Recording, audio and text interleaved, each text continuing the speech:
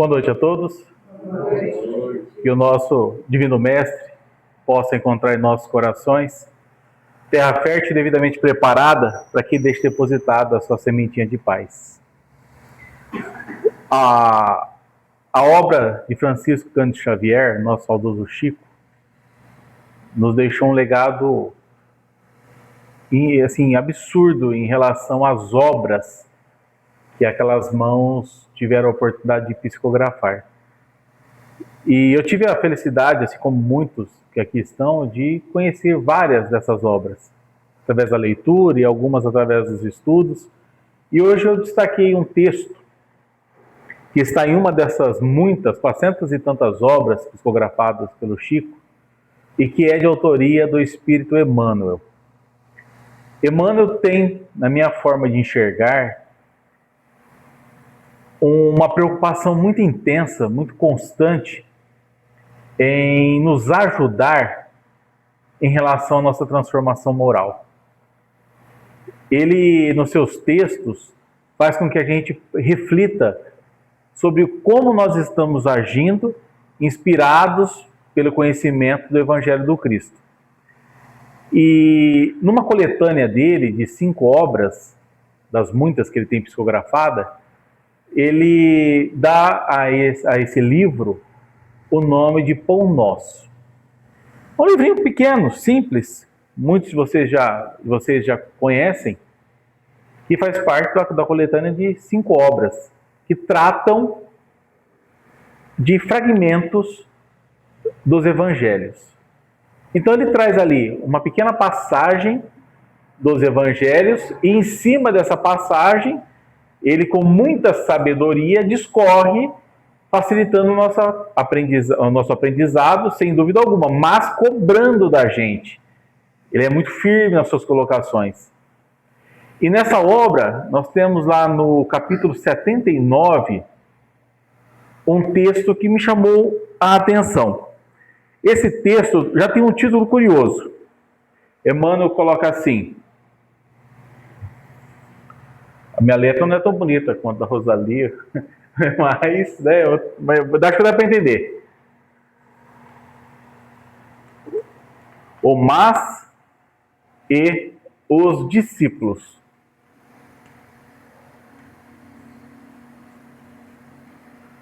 E ele coloca o mas assim, dessa forma destacada, e ele já faz a gente pensar um pouquinho nisso aí. Por quê? Nós sabemos que esse tal do mas, que é uma conjunção adversativa, tem o papel de contrapor alguma coisa. A gente usa ele com muita facilidade. Eu vou fazer isso, mas aconteceu tal situação, deixei de fazer. Eu quero fazer aquilo, mas... E sempre o mas, e sempre o mas. E aqui, ele vai colocar entre aspas, por quê? Ele quer fazer com que a gente pense nessas contraposições da vida, as situações que surgem no nosso dia a dia, como barreiras, como adversidades, e a nossa postura como discípulos do Cristo. Mas por que discípulos do Cristo? Vocês se recordam que o único título que Jesus se permitiu ser chamado foi o de mestre. E isso não foi à toa. É para que nós pudéssemos enxergá-lo como mestre e agirmos como discípulos, ou seja, replicando, repetindo, imitando as suas atitudes. E aí ele está dizendo aqui para nós, o Emmanuel, como fica as situações da vida, as barreiras, as dificuldades, frente ao que deve fazer um discípulo. Ele já começa fazendo a gente pensar um pouquinho. E aí, lembra que eu falei que ele destaca trechos do Evangelho e comenta nessas obras? Nesse capítulo exato, ele vai pegar um fragmentozinho, um versículo, na verdade, de uma carta de Paulo aos Filipenses. E aqui cabe a gente lembrar que os filipenses eram aqueles que residiam em Filipos, que ficava lá no norte de onde hoje é a Grécia. é o primeiro povoado, a primeira comunidade, vamos chamar assim, cristã, que foi conduzida por Paulo na Europa.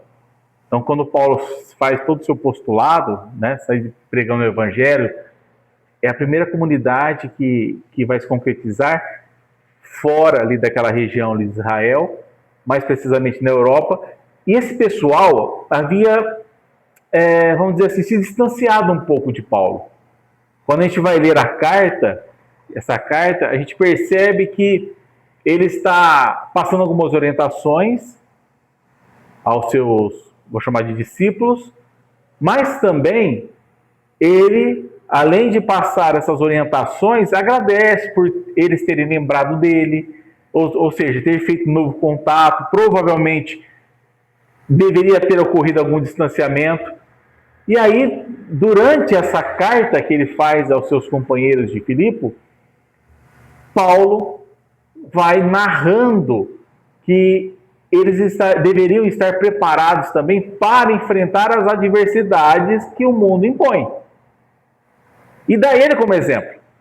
Ele deixa claro aos filipenses que ele estava conseguindo superar todas as adversidades. E por que ele conseguia superar essas adversidades da vida?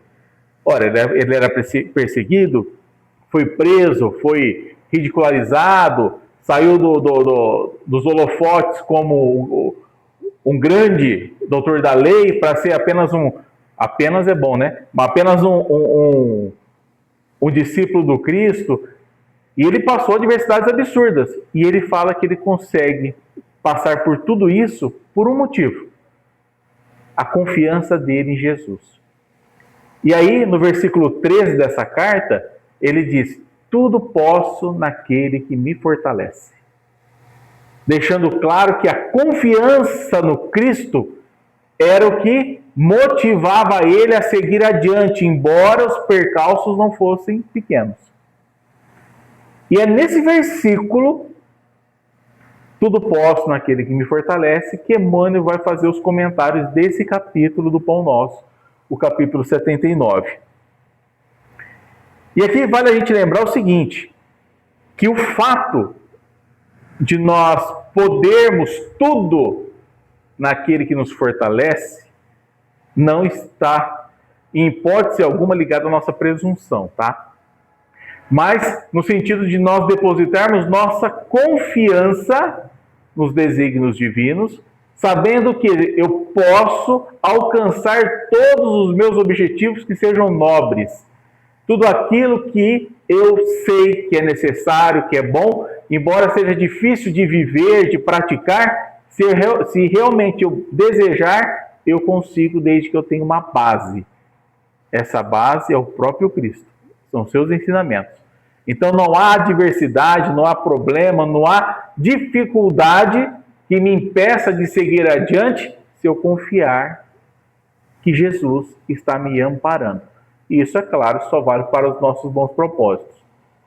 Então, Emmanuel vai nos convidar a dar uma avaliada como nós temos agido no nosso dia a dia frente às dificuldades que o mundo nos impõe. E normalmente o Emmanuel, nos seus textos, tanto no Pão Nosso, como na Vinha de Luz, na Ceifa de Luz, ele vai trabalhar sempre, primeiro, uma cobrança, aí depois ele discorre numa orientação de como chegar lá. Nesse item específico aqui, ele começa de uma maneira diferente.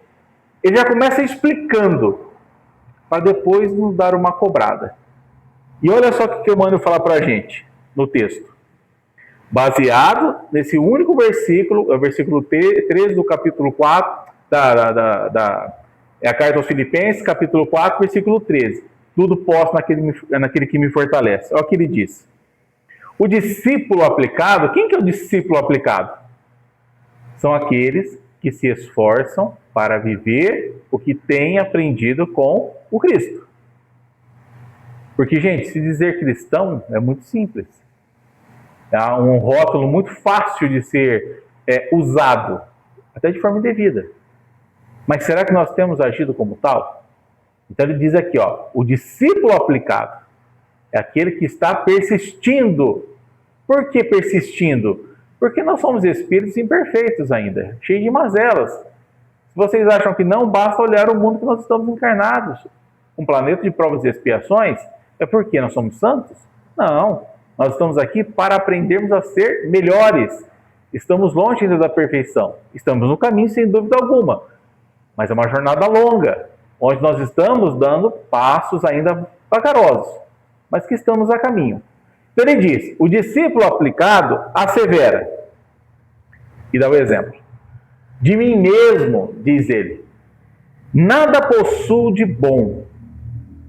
Olha só, aqui o discípulo reconhece a sua pequenez, é humilde, eu não tenho nada de bom. Mas aí, vírgula, mas, e é agora que faz a diferença, mas Jesus me suprirá de recursos segundo as minhas necessidades. Ou seja, eu sou ainda uma criatura imperfeita, cheia de defeitos, de mazelas, reconheço isso, tenho ciência disso. Mas isso não me impede de seguir adiante. E aí o discípulo diz, mas, embora eu tenha tantas fraquezas, tantas dificuldades, tantas limitações, Jesus estará me dando suporte. Olha como esse mas vai contrapor a dificuldade e nos dar a condição de seguir adiante. Ele dá um outro exemplo.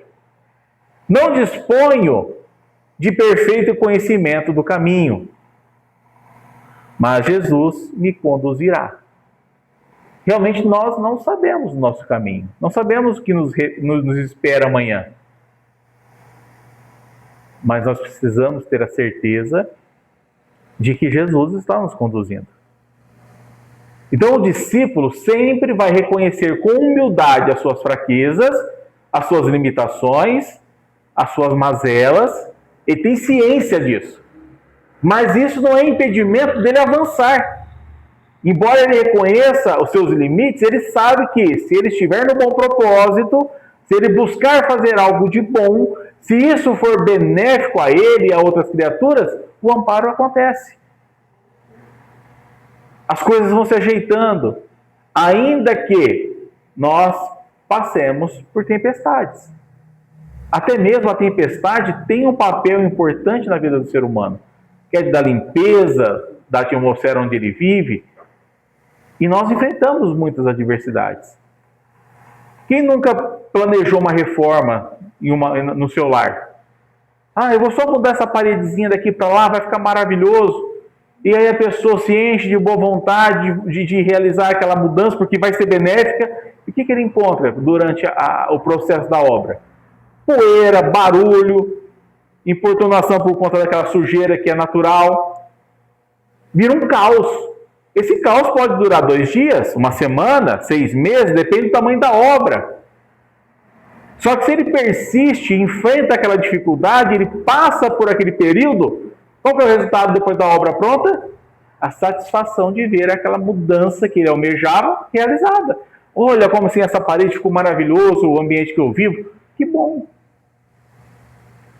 Assim somos nós na nossa vida.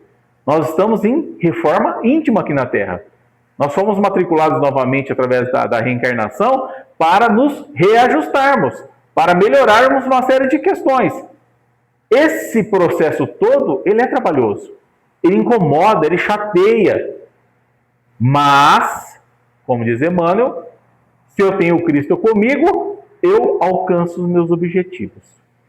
Mas ele fala que além da posição do discípulo, que está se esforçando para seguir os ensinamentos do Cristo, existem também o que ele chama, Emmanuel, de aprendizes preguiçosos. Ele diz assim, o aprendiz preguiçoso declara, nós vemos a postura do discípulo, agora do aprendiz. Quem é o aprendiz? É aquele que tem conhecimento, que já tem a informação, que já sabe. Mas o discípulo, ele se esforça para imitar, ele se dedica a replicar, ele está fazendo jus ao conhecimento que ele recebeu. E, infelizmente, existem muitos aprendizes que entendem que o fato de serem aprendizes já é o suficiente. Eu conheço, eu sei. E daí? Tem usado? Então vamos lá, olhar o que o aprendiz preguiçoso, segundo Emmanuel, diria. Não descreio na bondade de Jesus. Não descreio na bondade de Jesus. Mas não tenho forças para o trabalho cristão. Ou seja, eu sei da importância de servir, eu sei das minhas obrigações enquanto um discípulo do Cristo, sei tudo isso. E é verdade, é importante isso. Mas eu não consigo fazer, não tenho tempo para fazer, não quero fazer agora. E assim nós vamos tocando. Essa é a posição do aprendiz. Ele dá outro exemplo. Sei que o caminho permanece em Jesus. Eu sou o caminho, a verdade, a vida. Mas o mundo não me permite segui-lo. De vez em quando a gente terceiriza os problemas ainda, né? O problema não sou eu, e sim é o mundo em que eu vivo, que não me permite agir como eu deveria agir. Olha como o mas é aplicado de maneira diferente na visão do discípulo que encontra o problema, enxerga a diversidade, reconhece a sua pequenez, mas está sempre otimista e buscando seguir adiante porque ele confia no amparo que ele recebe. Já o aprendiz preguiçoso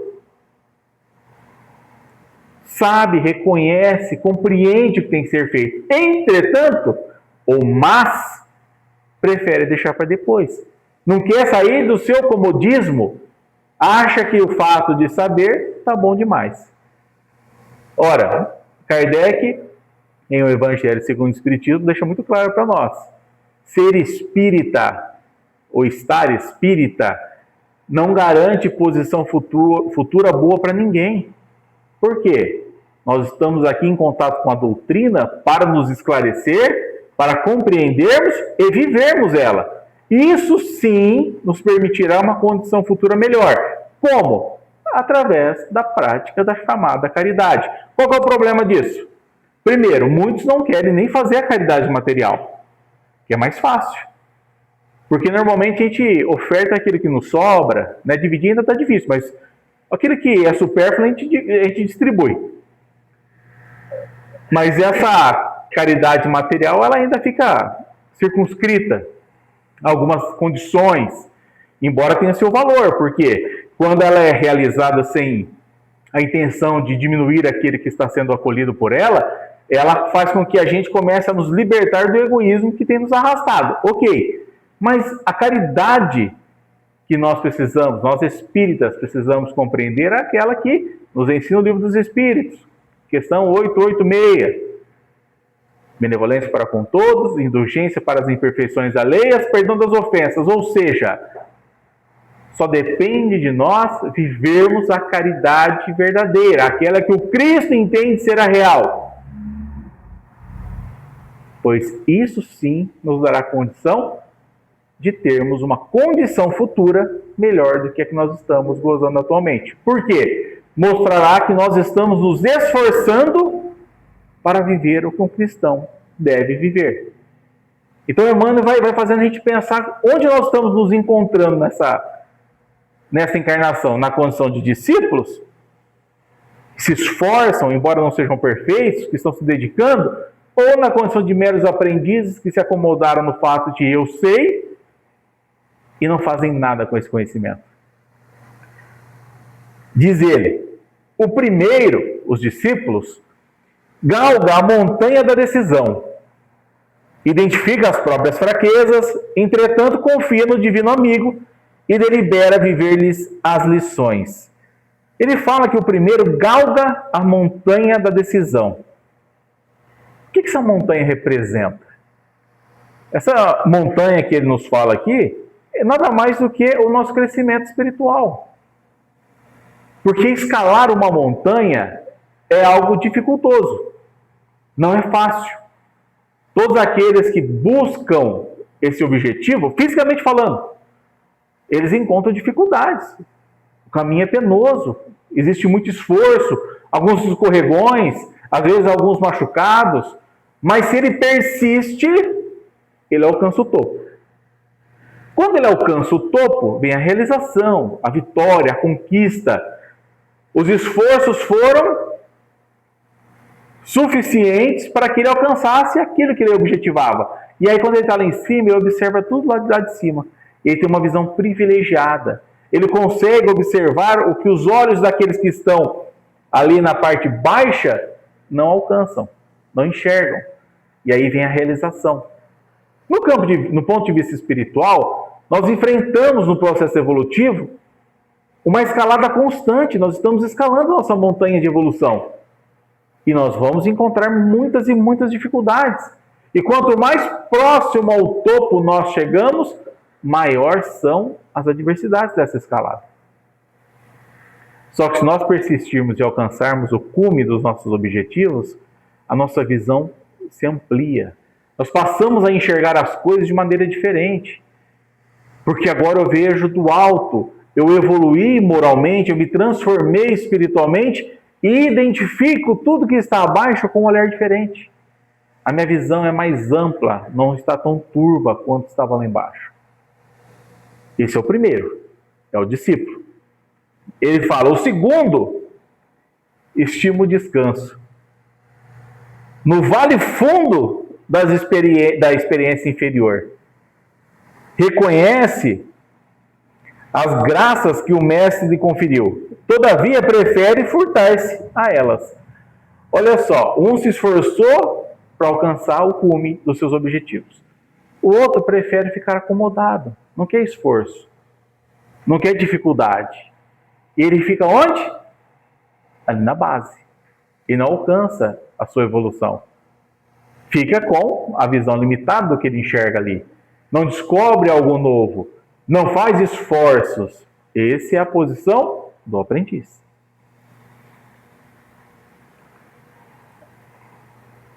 Aí ele segue. O primeiro fixou a mente na luz divina e segue adiante. Ele tem um norte. Meu objetivo é esse, eu vou alcançá-lo. Custe o que custar. Ele sabe que dificuldades, que problemas, que situações adversas vão surgir a todo momento. Mas ele sabe também que jamais Deus ofereceria um fardo maior ou mais pesado que ele pudesse arrastar. Então ele segue adiante. O problema desaparece, a adversidade some? Não, aparece, estão ali. Só que ele as encara de maneira diferente. Ele busca superar, ele sabe que se ele se esforçar, a conquista dele é maior. Então ele não desiste. O segundo, parou o pensamento nas próprias limitações. É aquele que nasci assim, vou continuar assim. Deixa para o outro se esforçar, deixa para o outro atingir, o outro que vai chegar lá. Isso serve para o outro aplicar. Eu não, o dia que está aqui está bom demais. E ele vai seguir adiante. Diz ele. Opa, o zoom aqui deu uma... O mas é a conjunção que nos processos verbalistas habitualmente nos define a posição íntima perante o Evangelho. Esse mas aí vai nos determinar onde é que nós estamos. Estou lá como discípulo, persistindo, me esforçando, ou estou como mero aprendiz, acomodado, achando que o saber é bom, está bom demais? Aí, olha só o que ele coloca agora. Ó. Esse mas. Colocada à frente do santo nome, exprime-nos a firmeza e a confiança, a fé e o valor, contudo. Localizada depois dele, situa-nos na indecisão e a ociosidade, a impermeabilidade e a indiferença. Ou seja, quando nós usamos o mas antes da palavra Jesus, ela nos norteia. Quando nós usamos o mas depois da palavra Jesus, mostra que nós estamos estagnados. Vamos lá, exemplo de novo. Eu enfrento muitas dificuldades na vida, mas, está antes de Jesus, mas Jesus me dará o suporte necessário para enfrentá-las. Vou inverter agora. Eu sei que Jesus poderia me dar suporte, mas, o mas é depois de Jesus agora. Ó. As adversidades da vida são muito grandes, eu não consigo. Onde eu quero posicionar esse mais na minha vida? onde essa conjunção vai fazer parte. Mas para que a gente consiga perceber isso, onde nós estamos colocando essa palavrinha tão simples nas nossas decisões, na nossa forma de pensar, nós precisamos começar a olhar para dentro de nós mesmos e observar, assim como nos sugere lá a questão 919 do Livro dos Espíritos, quem eu sou de verdade? Qual é a minha condição? Quais são as fraquezas que eu carrego?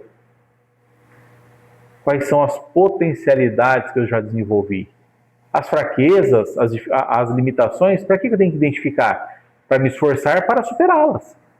Para ser maior do que elas, aprender a lidar e a transpô-las. Ok. E as qualidades, as virtudes que eu já tenho? Eu preciso replicar elas. Fazer com que elas sejam cada vez mais ativas nas minhas atitudes.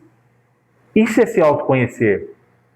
Porque senão nós ficamos conhecidos pelo que os outros dizem.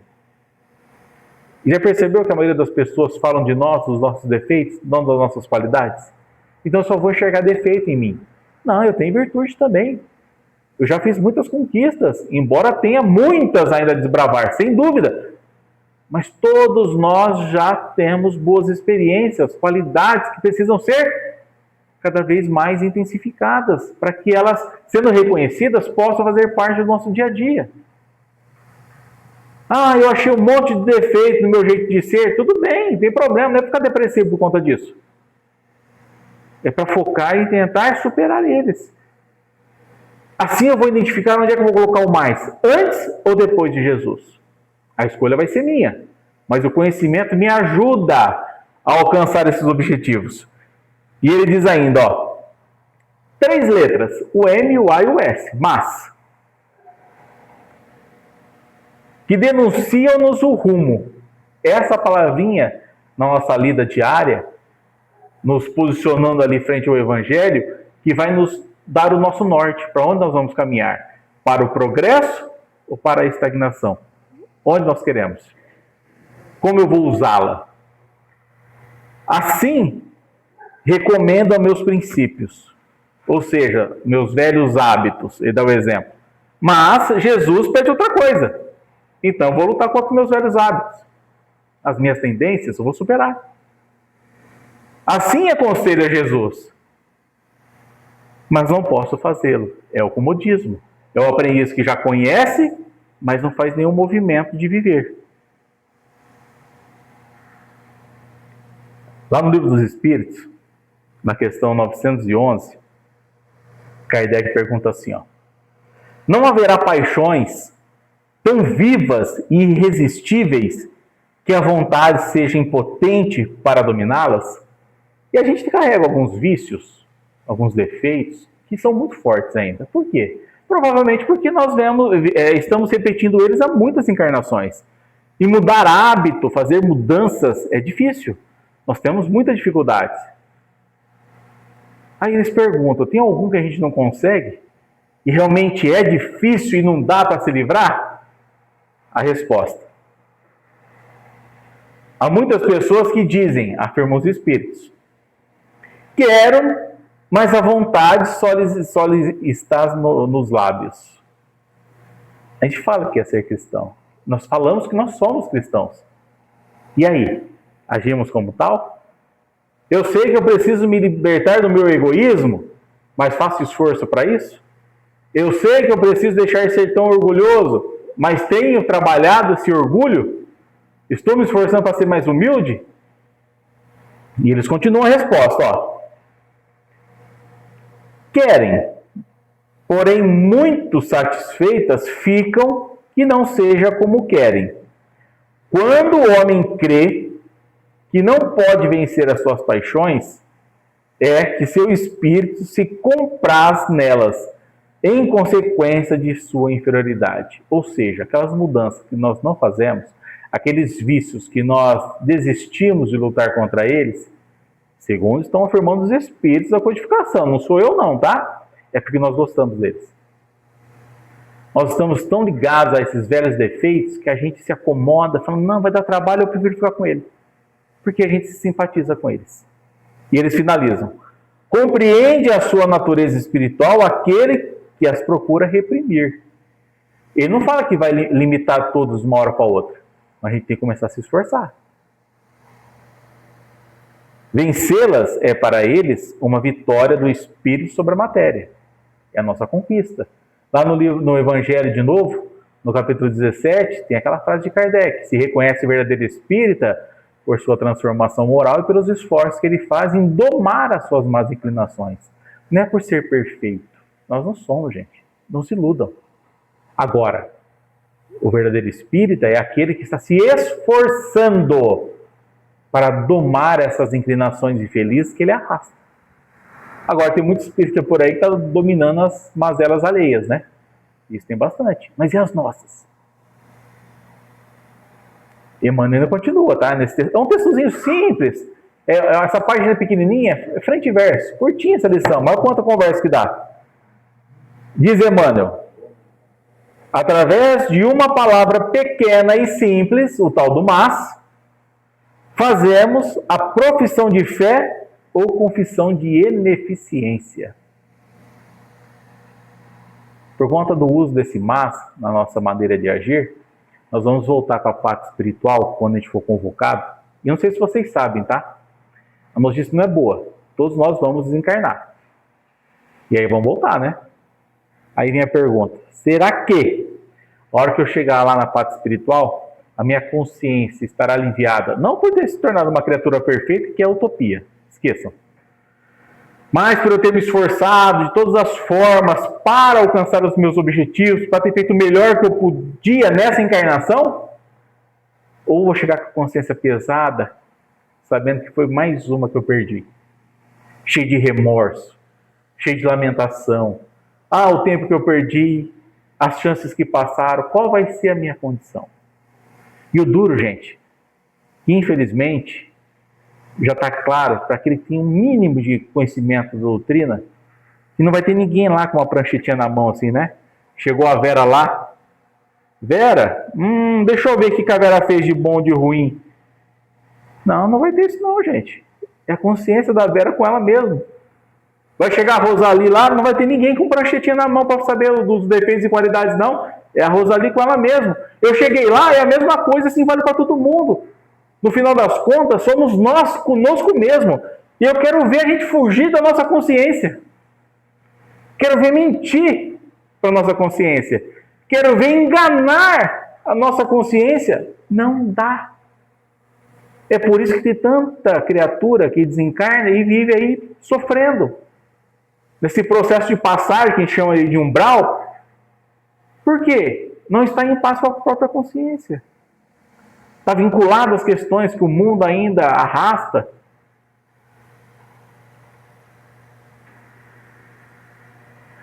Lembremos-nos de que Paulo de Tarso, diz Emmanuel, não obstante apedrejado e perseguido, conseguiu afirmar, vitorioso aos filipenses: tudo posso naquele que me fortalece. Ele teria todos os motivos do mundo para desistir, para fracassar. Ele sempre seguiu adiante, focado. A partir do momento que ele percebeu quem era Jesus e o que Jesus poderia fazer na vida dele, ele enfrentou tudo e todos. Superou todas as adversidades que o mundo impôs a ele. Ele se tornou vitorioso, porque ele confiava no Cristo. E sabia que, por maior que fosse a dificuldade, Jesus estaria dando um amparo a ele, desde que ele fizesse a parte dele. Porque dizer que tudo posso naquele que me fortalece, de novo, não é presunção. Ninguém é super-homem. Mas é termos a certeza do caminho que devemos seguir. Embora esse caminho nos ofereça algumas lapidações. Questão 909 do Livro dos Espíritos. Poderia sempre o homem, pelo seu esforço, vencer as suas más inclinações? Poderia sempre o homem, pelos seus esforços, vencer suas más inclinações? A resposta dos Espíritos preocupa um pouco. Sim, e frequentemente fazendo esforços muito insignificantes. O que lhes falta é a vontade. Ah, com poucos dentre vós fazem esforços. Gente, eles estão dizendo que para vencer os nossos velhos hábitos, os nossos defeitos infelizes, não precisa de muita coisa. É só esforço.